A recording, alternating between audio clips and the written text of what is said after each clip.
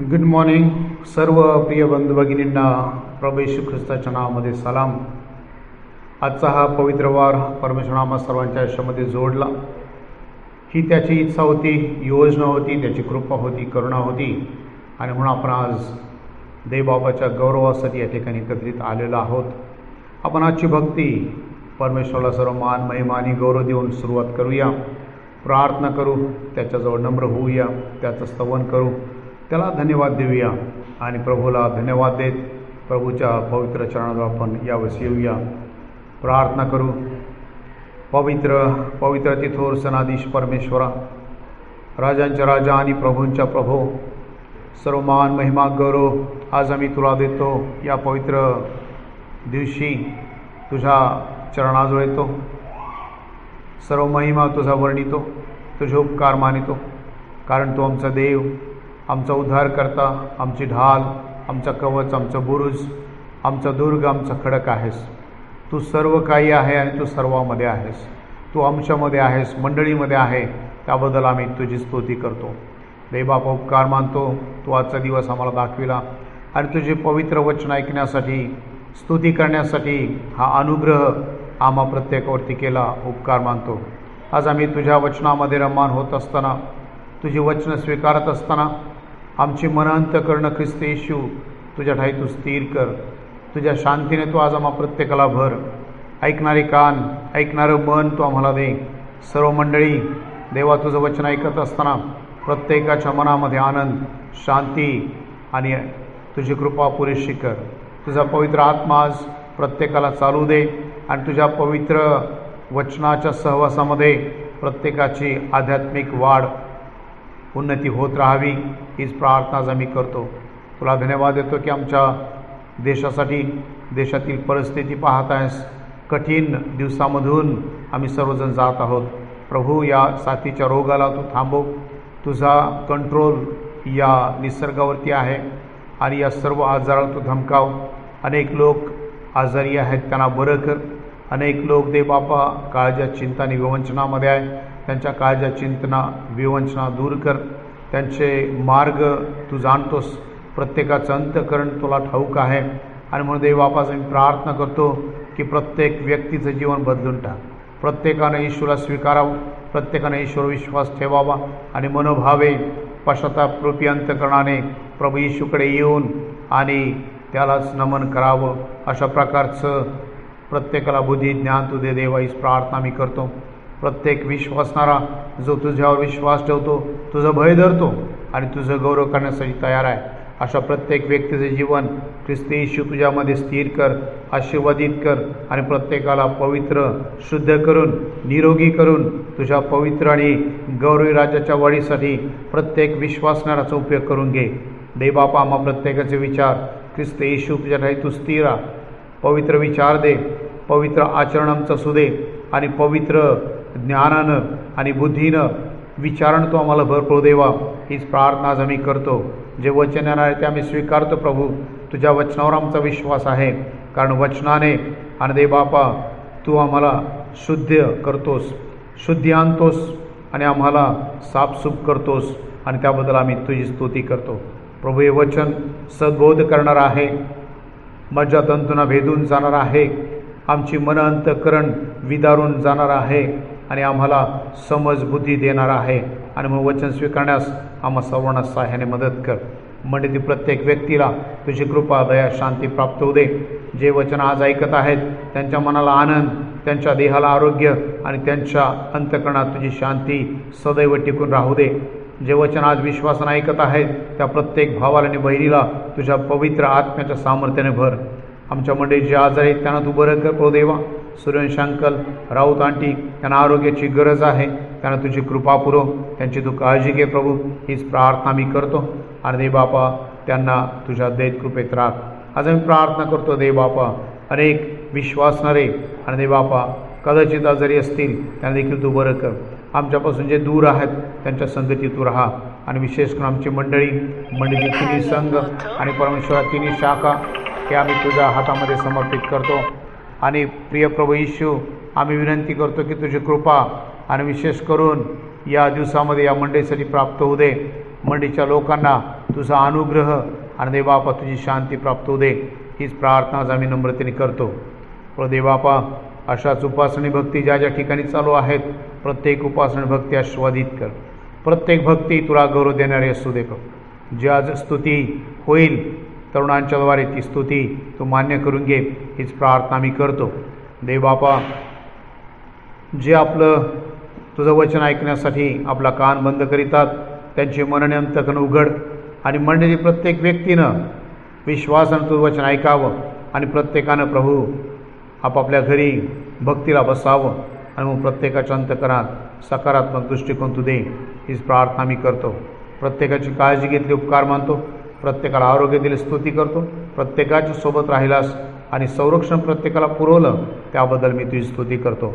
इथून पुढची सर्व वेळ तुझ्या स्वाधीन करत आमची प्रार्थना ऐकली उपकार मानत आणि आमच्या मंडळीला सांभाळत त्यावर स्तुती करत ही प्रार्थना विनंती आमचा धन्यतारक प्रभू येशू ख्रिस्त याच्याद्वारे याच्या नावामध्ये मागतो म्हणतो साईक. आमेन. यावेळेस स्तुती आराधना होईल आणि तरुण लेकरं गीतं गातील, त्याद्वारे देवबापाचं गौरव ते करतील आणि आपण त्यामध्ये सहभागी होऊया.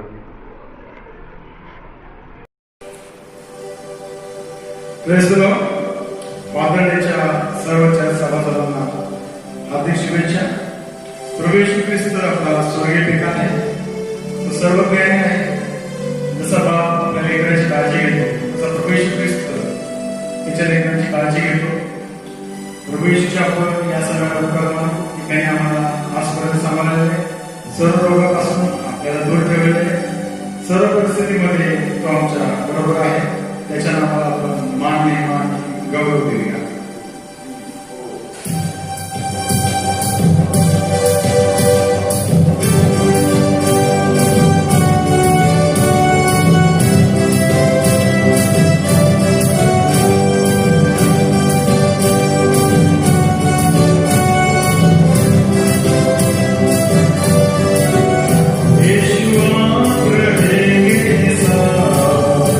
अब कभी ना होंगे निराश।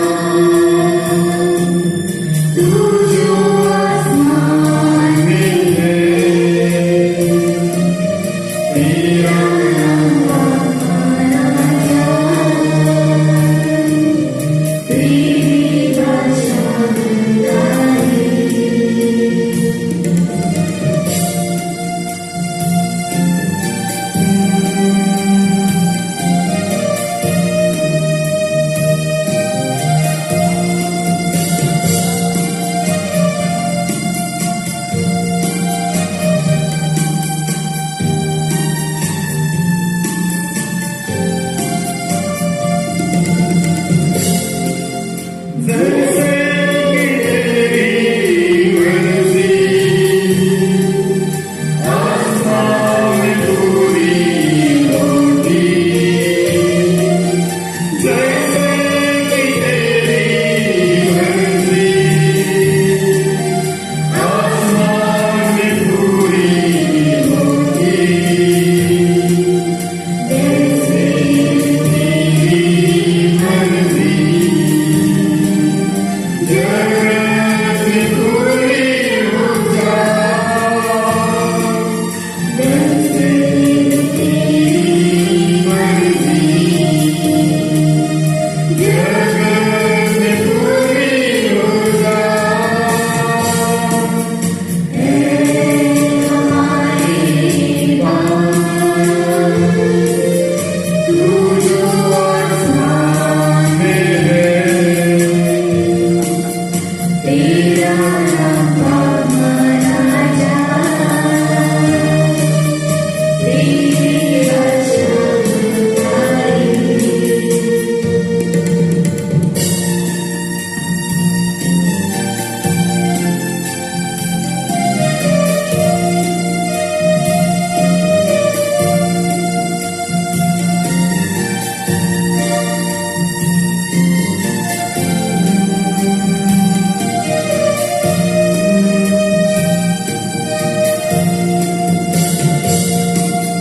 रोज की रोटी हमारी आज हमको मिले, रोज की रोटी हमारी आज हमको मिले, जीवन की रोटी तू है, तू ही हमारा है, जीवन की रोटी तू है, तू ही हमारा है, हमारी बात तू जो आसमान में है, तेरा नाम मना जाए, तेरी रक्षा तारी। हमारी बात तू जो आसमान में है, तेरा नाम मना जाए, तेरी रक्षा तारी।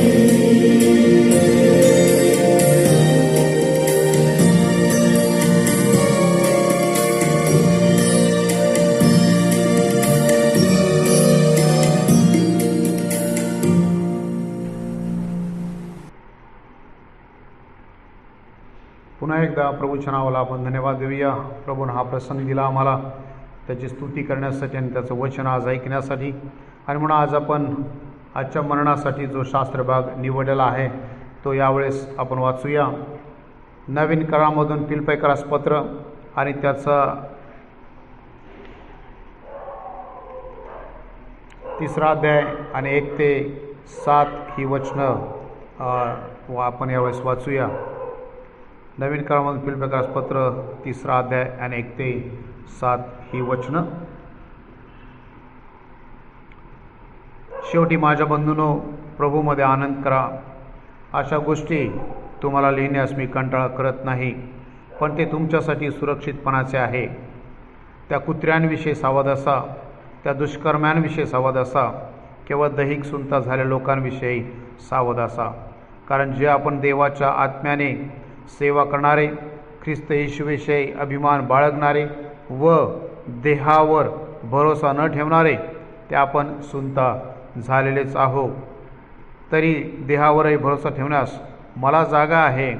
जर दुसऱ्या कोणाला देहावर भरोसा ठेवावा असे वाटते तर मला अधिक वाटणार. मी तर 8व्या दिवशी सुनता झालेला इस्रायल लोकातला, बन्यामीन वंशातला, इब्रियांचा इब्री, नियमशास्त्र दृष्टीने परुषी, आस्थेविषयी म्हणाल तर मंडळीचा छळ करणारा, नियमशास्त्रातील नीतिमत्वाविषयी निर्दोष ठरलेला असा आहे. तरी ज्या गोष्टी मला लाभाच्या होत्या त्या मी ख्रिस्तामुळे हानीच्या अशा समजलो आहे. देवापी वचनं आम्हासाठी आशीर्वादाची करो. आपण या वचनाच्या आणि प्रकाशामध्ये चालण्याचा प्रयत्न करूया. या वचनावरती आपण मनन करणार आहोत आणि पुन्हा एकदा आपले नेत्र प्रभूकडे आपण लावू. पवित्र माझ्या देवा, आभार मानतो फिरून एकदा तुझं वचन वाचण्याची आणि ऐकण्याची संधी तू आम्हाला दिली. हे वचन ऐकणारे कान, ऐकणारं मन तू आम्हाला दे. आणि ख्रिस्त येशू, पावलाला जशी तुझ्याविषयीची उत्कंठा लागली होती, तुला भेटण्याविषयीची, तुझ्यापासून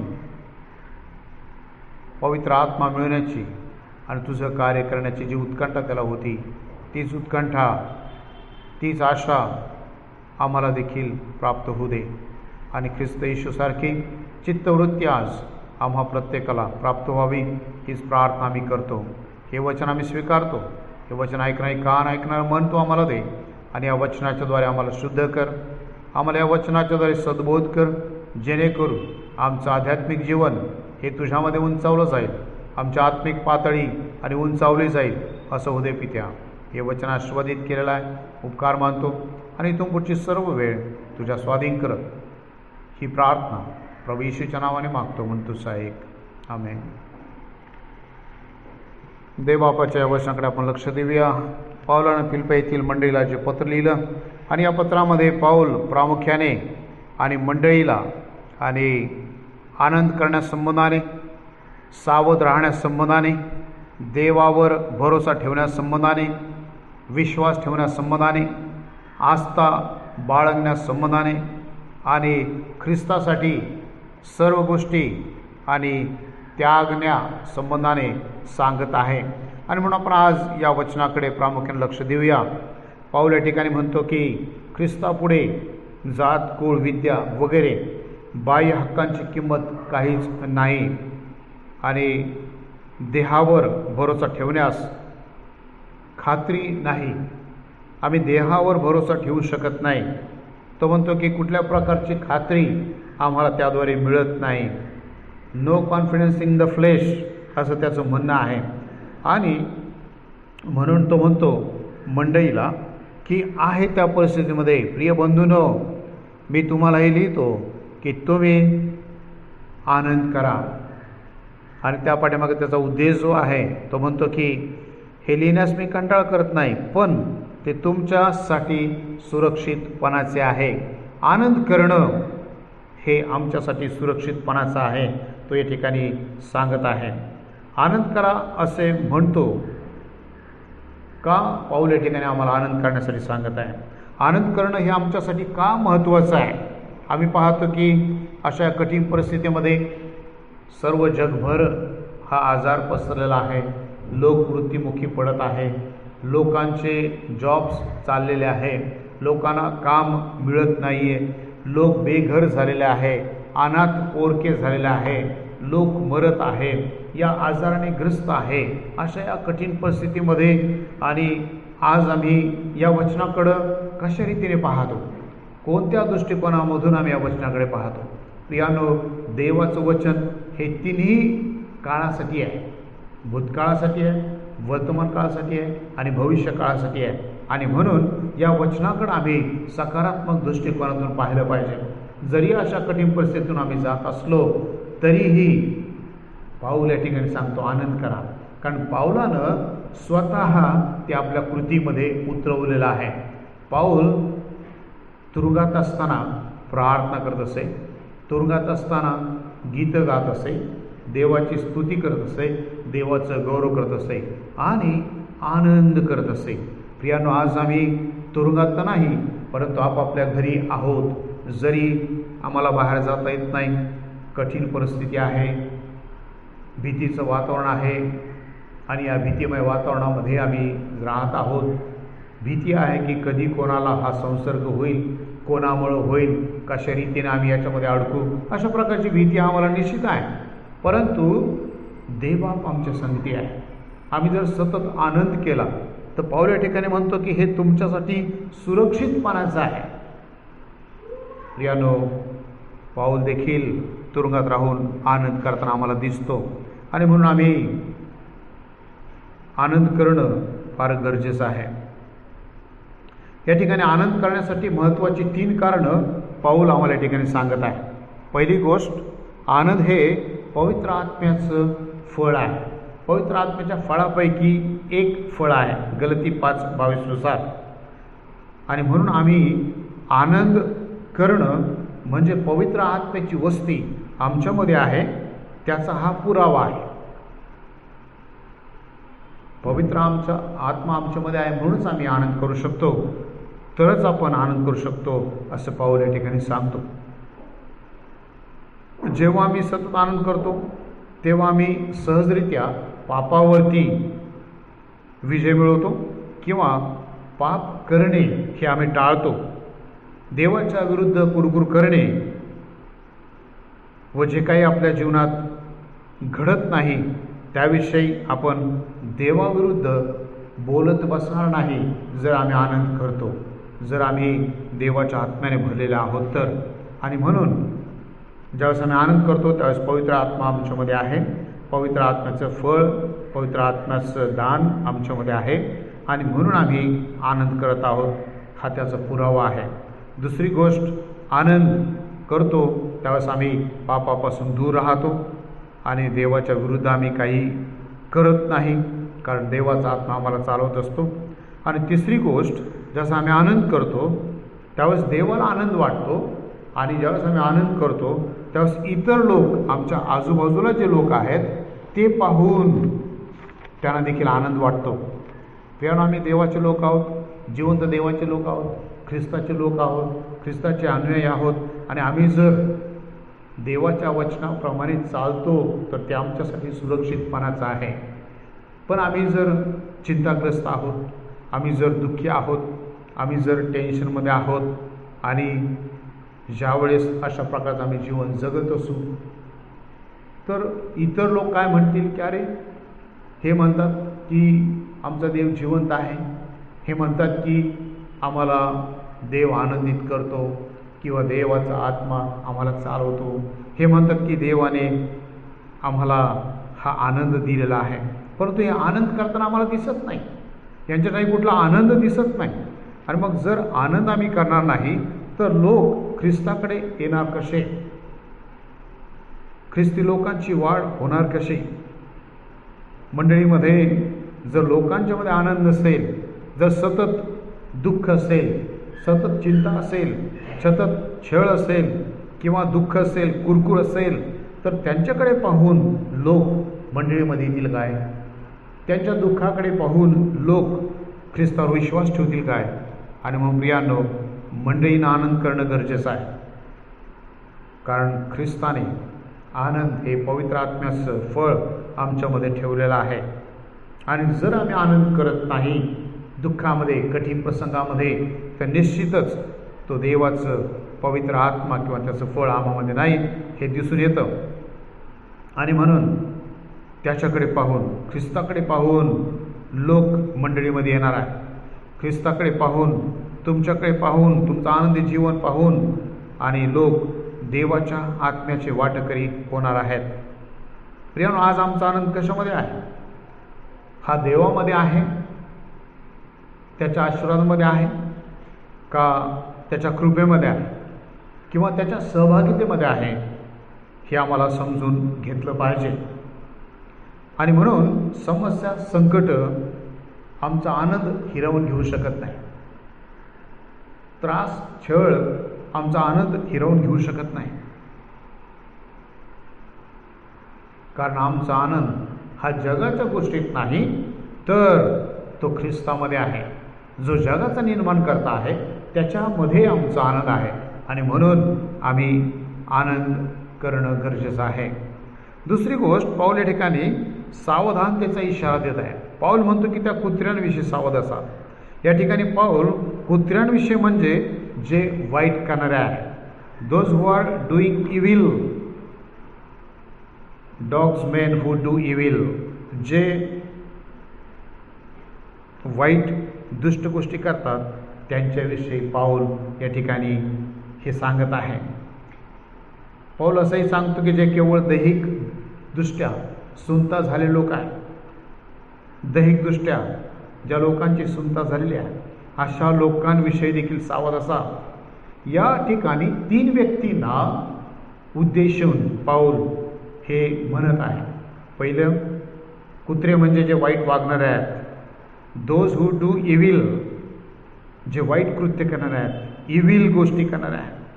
दुसरी गोष्ट, दैहिक सुनता झालेले जे लोक आहेत. आणि तिसरी गोष्ट, जे दुष्कर्म करणारे वाईट वागणारे लोक आहेत, यापासून आम्हाला सावध राहण्याची गरज आहे. या तिन्ही वेगवेगळ्या गटासाठी पाऊल हे लिहित आहे. चुकीचे शिक्षक किंवा खोटे संदेष्टे,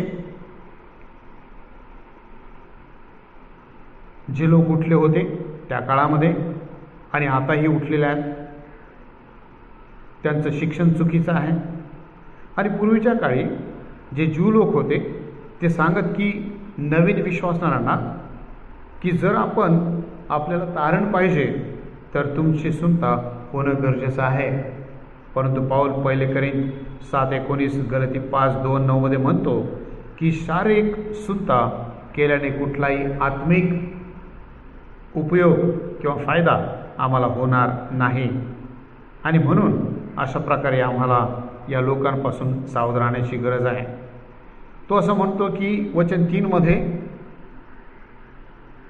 कारण जे आपण देवाच्या आत्म्याने सेवा करणारे, ख्रिस्त येशूविषयी अभिमान बाळगणारे व देहावर भरोसा न ठेवणारे ते आपण सुनता झालेलेच आहोत. या ठिकाणी पाऊलाला हे सांगायचं आहे की जे आत्म्याने सेवा करणारे आहेत, येशू ख्रिस्ताविषयी अभिमान बाळगणारे आहेत आणि देहावर भरोसा न ठेवता देवावर भरोसा ठेवणारे आहेत, त्यांची सुनता झालेलीच आहे. परंतु आम्ही यहुदी असा विश्वास ठेवताना पाहत नाही. यहुदी असा विश्वास ठेवत की तेच खरे यहुदी आहेत, तेच खरे ट्रू ज्यू लोक आहेत, कारण ते अब्रामाचे वंशज आहेत.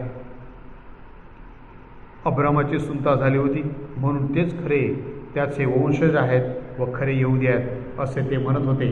परंतु पाऊल या ठिकाणी त्यांच्या मताला आणि सहमत नाही.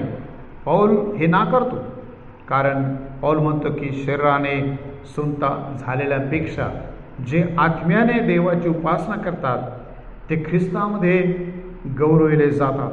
आणि म्हणून तो म्हणतो की खरी सुनता तीच आहे की जे देहावर भरोसा ठेवत नाहीत. ते खरे उपासक आहेत. ते सुनता करण्याच्या कृतीवर भरोसा ठेवत नाही, तर ते फक्त ख्रिस्तावर विश्वास व भरोसा ठेवतात. रोम 2:25-19 आम्ही वाचलं तर. व पुढे जाऊन पाऊल वचन 4 मध्ये म्हणतो की चुकीचं शिक्षण देणारे देहावर भरोसा ठेवण्यास सांगत आहेत आणि त्याचविषयी अभिमान ते बाळगतात. पण तो म्हणतो की मी सुद्धा यहुदी आहे, मी सुद्धा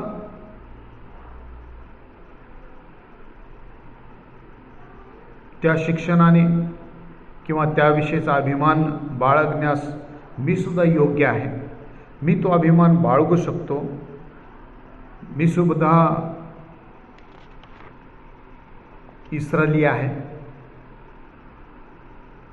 मी सुद्धा 8व्या दिवशी सुनता झालेला आहे. मी सुद्धा बेन्यामीन वंशातला आहे, इब्रियांचा इब्री आहे आणि नियमशास्त्र दृष्टीने मी परुषी आहे असं पाऊल म्हणतो. आणि मला त्याविषयी अभिमान बाळगण्यास खूप जागा आहे. परंतु प्रियानो, या ठिकाणी पाऊल यहुदी मतानुसार तो म्हणतो की माझी 8 दिवस असताना सुनता झालेली आहे. उत्पत्ती 17:12 नुसार पाऊल हा इस्रायल होता, यहुदी राष्ट्राचा होता. ज्यू धर्मियांचा नुसार तो सुनता झालेला यहुदी होता. पाऊल हा बेन्यामीन वंशातला होता आणि तो म्हणतो की मी इब्रियांचा इब्री. म्हणून तो म्हणतो की ज्यू ही त्यांची भाषा मी बोलत असे व त्यांचे नियम कडकपणे मी पाळत असे. नियम कडक पाळणारा असा मी होतो. आम्ही पाऊलाचा विषय पाहिला तर पाऊल हा फार खूप कट्टर असा यहुदी होता. त्याने मंडळीचा छळ केला, त्याने मंडळीला धरून तुरुंगामध्ये टाकलेला आम्हाला पाहायला मिळतं. प्रेषित 9:1-2 पाहतो. आणि हे सर्व जगाच्या बाह्य गोष्टी होत्या, ते त्याने यहुदी म्हणून केल्या होत्या. आणि चुकीच्या धार्मिकतेसाठी तो चुकीच्या दृष्टीने किंवा चुकीच्या दिशेने चाललेला होता. आणि त्याला ज्यावेळेस समजलं की हे सर्व चूक आहे, यहुदी मतानुसार जे ते करतात ते चूक आहे, त्यावेळेस त्याला समजलं की यहुदी लोक, ज्यू लोक जे फक्त धर्माचे सर्व कायदे कानून पाळणारे आहेत, नियम पाळणारे आहेत, आणि म्हणतो की या गोष्टी माझ्यासाठी लाभाच्या होत्या, परंतु मी त्या सर्व ख्रिस्तामुळे हानीच्या अशा समजतो. आता पाऊल या ठिकाणी फायद्याचा विचार करत नाही. पाऊल सर्व गोष्टी हानिकारक समजतो. तो त्या गोष्टी घातक व वायफळ अशा समजतो. तो या गोष्टी अहिताच्या आहेत असं समजतो. कारण त्याला त्यापासून यहुदी, इब्री, परुशी ही नावे तर मिळाली, पण या सर्व गोष्टी ख्रिस्तापुढे कुचकामी आहेत. आणि म्हणूनच पाऊल या ठिकाणी म्हणत आहे, या गोष्टींना मी केर कातरा असं समजतो. दैहिक सुनता होणं किंवा इब्री असणं किंवा यहुदी असणं, बाह्य गोष्टीमध्ये परिपूर्ण असणं, हे सर्व पाऊल हानिकारक समजतो, केरकचरा आहे असं समजतो. परंतु तो म्हणतो की या सर्व गोष्टी मी सोडून देतो, फक्त मला ख्रिस्त हवा आहे, ख्रिस्त हा लाभ व्हावा, हीच पाऊलाची इच्छा आहे. आणि म्हणून आम्ही सुद्धा आमच्या जीवनात ख्रिस्त हा मोठा लाभ आम्हाला व्हावा म्हणून आम्ही बाह्य गोष्टी ज्या आहेत, ज्या हिताच्या आम्हाला वाटतात, त्या आम्हाला सोडून देणं गरजेचं आहे प्रियानो. त्या आमच्यासाठी कुठल्याच कामाच्या नाहीत. पुढे जर आम्ही पाहिलं 8व्या वचनामध्ये, तर पाऊल या ठिकाणी ख्रिस्तासाठी व एकमेव ख्रिस्त हा श्रेष्ठ आहे व त्याचं ज्ञान आम्हाला झालं म्हणून इतर गोष्टी अति महत्त्व पाऊल या ठिकाणी त्या इतर गोष्टी देत नाही किंवा देऊ नये असे पाऊल या वचनात सांगत आहे. वचन 8 तो म्हणतो की इतकेच नाही तर ख्रिस्त येशू माझा प्रभू याच्याविषयीच्या ज्ञानाचा श्रेष्ठत्वामुळे मी सर्व काही हानी समजतो आणि त्याच्यामुळे मी सर्व गोष्टींना मुकलो आणि त्या केरकचरा लेखतो, यासाठी की मला ख्रिस्त हा लाभ प्राप्त व्हावा. प्रियानो, ख्रिस्त मिळावा म्हणून पावलाने सर्व बाह्य गोष्टी, जगी गोष्टी सोडून दिलेल्या आहेत. ख्रिस्तासाठी आम्ही काय करतो? ख्रिस्त मिळावा म्हणून आम्ही काय करतो? ख्रिस्त मिळालेला आहे आणि म्हणून आम्ही बाह्य गोष्टी सोडून दिलेल्या आहेत काय? प्रियानो, एक उदाहरण आम्ही जर पाहिलं, समुद्रामधून एक बोट जाते, मालाने भरलेली ही बोट आहे. समुद्रामध्ये वादळ सुटतं आणि वादळामुळे बोट हेलकावे खाऊ लागते, बुडू लागते. त्यावर लगेचच त्या बोटीवरचे खलाशी त्या बोटीत असलेला सर्व माल, सर्व सामान समुद्रात फेकून देतात, यासाठी की त्या बोटीचं वजन कमी होईल. आम्हाला पाहायला मिळतं की ती बोट बुडण्यापासून वाचवण्यासाठी ते हा पर्याय शोधतात. आम्ही देखील आमच्या जीवनामध्ये जर बाह्य गोष्टीमुळे, चुकीच्या गोष्टीमुळे आम्ही जर भरलेला असू, ओझ्याने आम्ही दबलेले असू, तर आम्हाला ते फेकून देण्याची गरज आहे. कारण त्या गोष्टी आम्हाला बुडवू शकतात, डुबवू शकतात. या जगामध्ये आम्ही नष्ट होऊ शकतो. आणि म्हणूनच पाऊल देखील बाह्य गोष्टींचं जे ओझं त्याच्यावर होतं ते तो फेकून देत आहे. जे सर्व यहुदी मतं, धार्मिकता, दांभिकता, यहुदी पार्श्वभूमी, त्याची सुनता की ज्यामुळे तो खरा धार्मिक आहे असे समजतो किंवा समजायचे, पावलाने सर्व सोडलं यासाठी की त्याला फक्त ख्रिस्त मिळावा. आणि मग प्रियांनो, या जगामध्ये जगत असताना आमच्या भोवती असलेल्या बाह्य गोष्टी, आमच्या जीवनात असलेल्या बाह्य गोष्टी याचा त्याग आम्ही करणं गरजेचं आहे. केर कचरा लेखणं गरजेचं आहे. आणि फक्त आम्हाला पावलाप्रमाणेच पवित्र ॲम्बिशन, होली ॲम्बिशन ठेवणं गरजेचं आहे. फक्त ख्रिस्त हा लाभ व्हावा हाच आमचा विचार असणं गरजेचं आहे. बाह्य गोष्टी पाहिजे का ख्रिस्त पाहिजे, जगी गोष्टी पाहिजे का ख्रिस्त पाहिजे, याचा विचार आज आम्हाला करण्याची गरज आहे. या ठिकाणी एक उदाहरण मी आपणास सांगतो की एका शेतकऱ्याने आपलं सर्व काही विकले यासाठी की त्याला त्या शेतापेक्षा त्या शेतामध्ये असलेला जो काही मुख्य भाग, मत्ते 13:44-45 जरा मी वाचलं तर तो म्हणतो की मला सर्वात मौल्यवान हा ख्रिस्त आहे.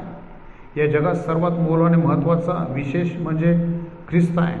सर्व जग आणि जगातल्या गोष्टी माझ्यासाठी ह्या कुचकामी आहेत. आपण मत्ते 13 आणि 44-45 वाचूया.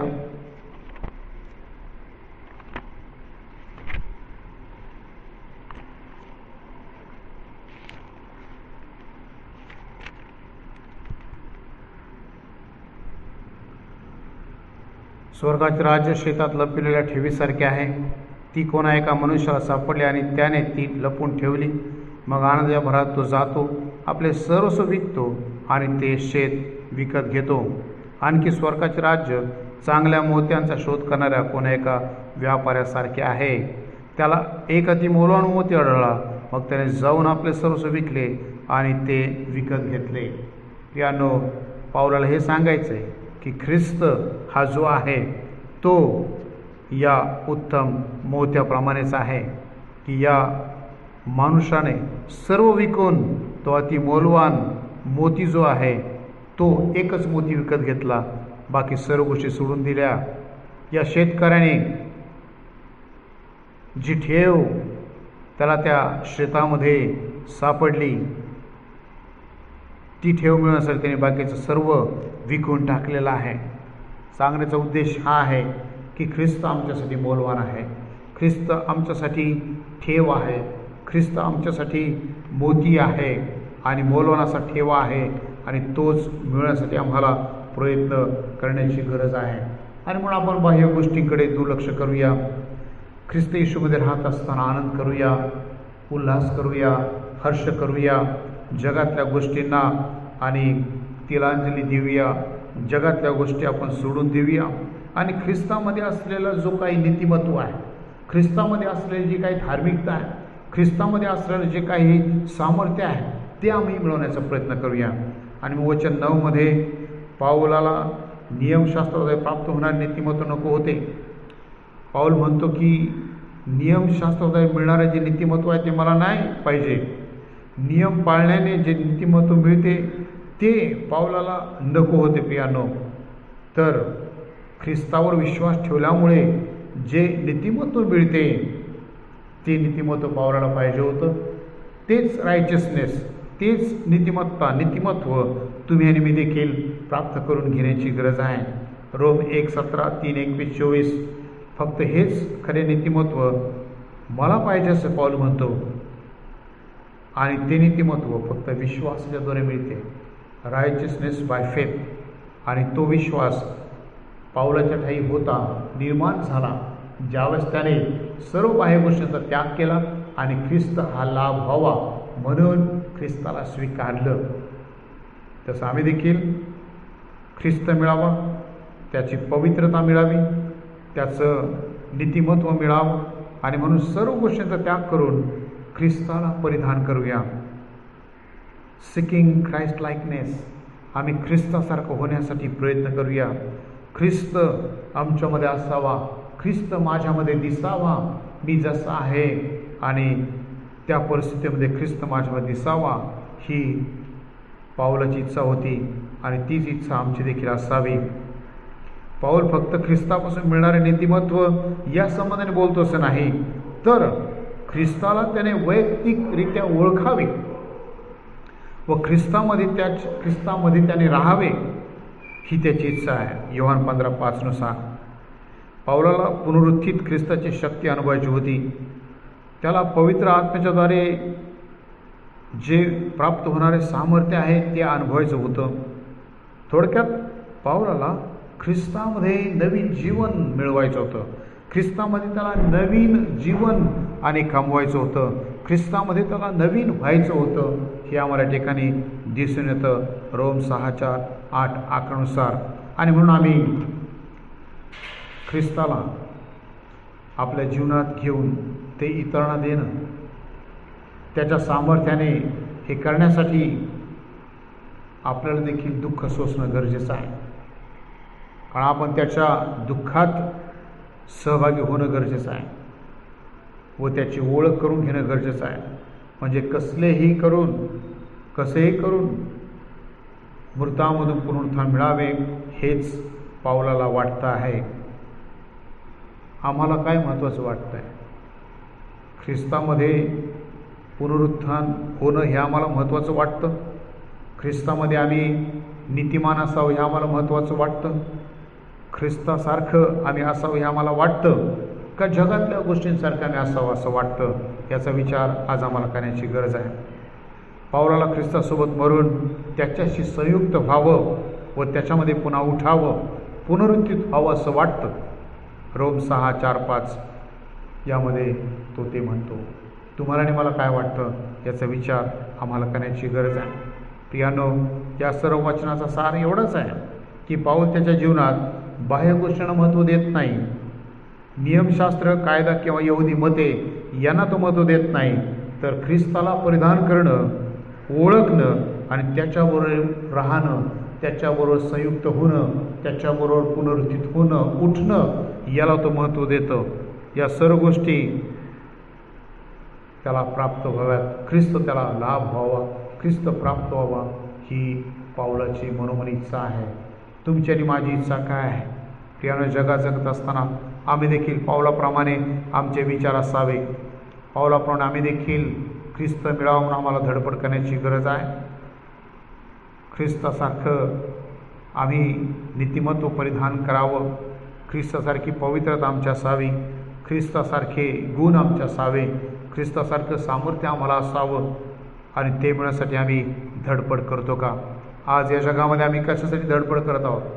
नीतिमत्व मिळवण्यासाठी, जगी गोष्टी मिळवण्यासाठी, सामर्थ्य मिळवण्यासाठी, पावित्र्य मिळवण्यासाठी का जगातल्या गोष्टी मिळवण्यासाठी? आमचा उद्देश या जगामध्ये काय आहे? आमचं जगणं कशासाठी आहे? आमचं ॲम्बिशन काय आहे? पाऊलाचं ॲम्बिशन होतं की मी पवित्र असावं, ख्रिस्तासारखं असावं, ख्रिस्ताचं नीतिमत्व मला मिळावं. आमचं ॲम्बिशन काय आहे? आम्ही कशासाठी जगत आहोत याचा विचार आज आम्हाला करण्याची गरज आहे प्रियानो. आणि म्हणून ख्रिस्ताप्रमाणे आमचं जगणं असावं असं पाऊलाला वाटतं. आणि म्हणून पाऊल सर्व बाह्य गोष्टींना तिलांजली देतो, त्याग करतो, हानीच्या अशा समजतो, केरकाचा अशा समजतो. आम्ही देखील तसं शिकणं गरजेचं आहे. पाऊलाप्रमाणे चित्तवृत्ती, ख्रिस्ताप्रमाणे चित्तवृत्ती आमची असणं गरजेचं आहे प्रियानो. परंतु हे करत असताना आम्हाला कुठल्याही परिस्थितीमध्ये आनंद करायचा आहे. आम्हाला दैहिक दुष्कर्मी लोकांपासून सावध राहायचं आहे आणि देवावर भरोसा ठेवण्याबाबत अभिमान बाळगायचा आहे. विश्वासाच्या द्वारे आम्हाला नीतिमत्व मिळवण्याचा प्रयत्न करायचा आहे. पवित्रीकरण आमचं व्हावं किंवा पावित्र्य आमचं असावं, आम्ही पवित्र असावं हे ॲम्बिशन आम्ही ठेवण्याची गरज आहे. आणि आम्हाला विश्वासाने नीतिमत्व मिळावं, ख्राइस्ट लाईकनेस जो आहे, ख्रिस्तासारखे आम्ही असावं हे मिळावं, त्यासाठी आम्हाला प्रयत्न करण्याची गरज आहे. आणि म्हणून सर्व गोष्टी जगातल्या सोडून फक्त एकच मोलवान ठेवा जो ख्रिस्त, त्याच्याकडे आपली दृष्टी लावा, त्याला मिळवण्याचा प्रयत्न करा. तो तुमच्या संगती आहे, जवळ आहे. तुमच्या अंतकणात असावा, जीवनात असावा, तो तुम्हासोबत असावा. हे जर वाटतं तर पावलाप्रमाणे आम्ही ॲम्बिशन ठेवणं गरजेचं आहे. ख्रिस्त जर पाहिजे तर बाह्य गोष्टीला तिलांजली द्या, बाह्य गोष्टींचा त्याग करा. त्याच वेळेस आम्हाला पावलाप्रमाणे होली ॲम्बिशन ठेवता येतील. पावलाप्रमाणे आम्ही विश्वासाच्या द्वारे नीतिमत्व प्राप्त होणारे लोक बनणार आहोत आणि पावलाप्रमाणे आम्ही ख्रिस्तामध्ये पुनरुत्थित होण्यासाठी आसुसले असणार आहोत. आणि त्यासाठीच ख्रिस्तामध्ये आमची ओळख, ख्रिस्ताने आम्हाला ओळखावं, ख्रिस्तामध्ये आम्ही असावं, ख्रिस्ताशी आम्ही संयुक्त असावं, त्या दृष्टिकोनातून आम्हाला आमच्या ख्रिस्ती जीवनात प्रयत्न करण्याची गरज आहे. आणि मग आनंद करा, उल्हास करा, हर्ष करा. देवाचा पवित्र आत्मा, त्याची दानं, त्याची गुणं, त्याचे फळ तुमच्यामध्ये आणि तुमच्या जीवनात रोज दिसून येऊ द्या. तरी ज्या गोष्टी मला लाभाच्या होत्या त्या मी ख्रिस्तामुळे हानीच्या अशा समजला आहे. तसंच आम्ही देखील ख्रिस्तासाठी सर्व जगातल्या गोष्टी ज्या लाभाच्या आहेत त्या आमच्यासाठी हानीच्या आहेत असं समजणं गरजेचं आहे. देवाप करू आणि वचन समजणारी बुद्धी समनांत करतो तुम्हाला आणि मला देव. प्रार्थना करू. यावेळेस आपण प्रभू आम्ही तुझा आभार मानतो, फिरून एकदा तुझा अनुग्रह आम्हावरती केला आणि ख्रिस्त हा आम्हाला लाभ व्हावा, ख्रिस्त आम्हाला प्राप्त व्हावा, ही जी पावलाची आशा होती, विश्वास होता आणि त्या दृष्टिकोनातून त्यानं जो प्रयत्न केला, जी धडपड केली आणि जे त्यानं मिळवलं ते अद्भुत होतं. तसंच आम्हाला ख्रिस्त लाभ मिळावा, व्हावा, त्यासाठी आम्हाला प्रयत्न करण्याची गरज आहे. ख्रिस्त आम्हासाठी मौल्यवान ठेवा आहे, अमूल्य असा ठेवा आहे. ख्रिस्त आम्हासाठी मोत्याप्रमाणे आहे. ख्रिस्त आम्हासाठी खरी ठेवा आहे. सार्वकालिक जीवनामध्ये ख्रिस्त आम्हासाठी ठेवा आहे. ती मिळवण्यासाठी आम्हाला धडपड करण्याची गरज आहे. बाह्य गोष्टींना सोडून देण्याची गरज आहे आणि फक्त ख्रिस्त प्राप्त व्हावा म्हणून आम्हाला पवित्रता, विश्वास, शुद्धता, नीतिमत्व हे प्राप्त करून घेण्याची गरज आहे. ते करून घेण्यासाठी आम्हाला सहाय्य कर आणि या वचनाच्या प्रकाशात आज मंडळीतील प्रत्येक व्यक्तीला चालव हीच प्रार्थना करतो. प्रत्येकाची आत्मिक उन्नती कर, प्रत्येकाला आत्मिक बलवान कर, सदृढ कर बापा, हीच प्रार्थना करतो. आजचं वचन आम्ही स्वीकारतो. तुझं वचन आमच्यासाठी आज आशीर्वादी झालं उपकार मानतो. प्रिय प्रभू येशू, जे ऐकत आहेत त्यांच्यासाठी वचन आशीर्वादित कर. ज्यांनी आपले कान बंद केले तुझं वचन ऐकण्यापासून, ज्यांनी आज टाळटाळ केली तुझं वचन ऐकण्यापासून, प्रभू जे आपला कान बंद करतात तुझं वचन ऐकण्यापासून ते शापित आहेत. आणि अशा लोकांना समजाव, अशा लोकांची मनोवृत्ती बदल, हीच प्रार्थना आम्ही करतो. आणि आजचे वचन आम्ही स्वीकारून तुला धन्यवाद देतो. आम्हाला आणि मंडळीला आशीर्वादित कर उपकार मानतो. ही प्रार्थना केली स्तुती करतो. प्रिय प्रभू येशू ख्रिस्त आमचा महान ताण आणि महान मेनपाळ याच्याद्वारे नावाने मागतो म्हणतो साहेब, आमेन. यावेळेस आपण आशीर्वाद घेऊया. आणि आता देवजो बाप याची प्रीती, देवजो पुत्र प्रभू येशू ख्रिस्त याची कृपा आणि देवजो पवित्र आत्मा याची सुखद संगती आम्हा प्रत्येकाबरोबर, या मंडळीबरोबर आज आणि तू पुढे सदा सर्व काळ असो. आमेन. पुन्हा एकदा मी प्रभूचे आभार मानतो की प्रभूनं आजचा हा पवित्र वार आमच्या आयुष्यामध्ये जोडला. आणि खरोखर आजचं वचन जे देवानं आम्हाला दिलं ते फार अति महत्त्वाचं आहे.